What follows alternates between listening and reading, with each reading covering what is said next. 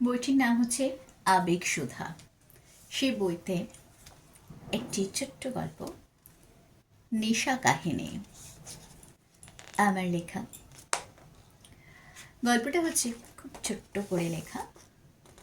জীবন চলে তার নিজের ছন্দে। দিন কাটছিল বেশ। নেশা চাকরিরতা বাড়ি থেকে বিয়ের বন্দোবস্ত করতে চেয়েছিল। বিয়ে কি করতেই হবে? সে বিয়ে করবে না, একা জীবন কাটাবে। বান্ধবীরা বিয়ে করেছে, আর দু একজন হোস্টেলে থাকে। বিয়ে করেনি। চারিদিকে অবাধে যাতায়াত করতে পারে তারা। নিজের পরিচয়ে বাঁচে। প্রকৃতিকে প্রাণ ভরে উপভোগ করে নেশা। পরিবারের প্রত্যেকের যা যা চাহিদা সব নেশা পূরণ করে। সবাই তার খুব আপন, ভালোবাসে সবাই নেশাকে। আজ কিছু বছর হলো নেশা অবসর নিয়েছে, হোস্টেল ছেড়েছে। এতদিন ধরে অনেক টাকা রোজগার করেছে, নিজের জন্য কিছুই করেনি।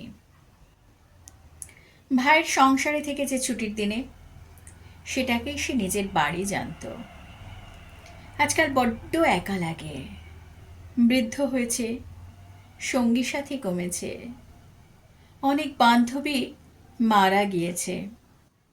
চলাফেরাও তেমন করতে পারে না, তাই বাড়িতেই থাকতে হয়।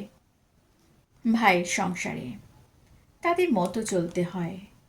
অনেক সময় মনটা খুব অস্থির করে। নিজের যদি একটা বাড়ি বানাতে পারত, সামনে এক ফালি বাগান, নিজের একটা গাড়ি থাকতো, সব কিছু করার ক্ষমতা ছিল। কিন্তু সারা জীবন নিজে কথা ভাবেনি, শুধু পরের কথা ভেবেছে। আজ আজ কিন্তু ইচ্ছে থাকলেও পরের ভরসায় জীবন কাটাতে হবে। জীবনে একান্ত নিজের কেউ থাকা খুব দরকার। দিনান্তে মনের কথাটুকু, ভালো লাগা মন্দ লাগাটুকু তো বলা যায়। আজ আফসোস করেও লাভ নেই।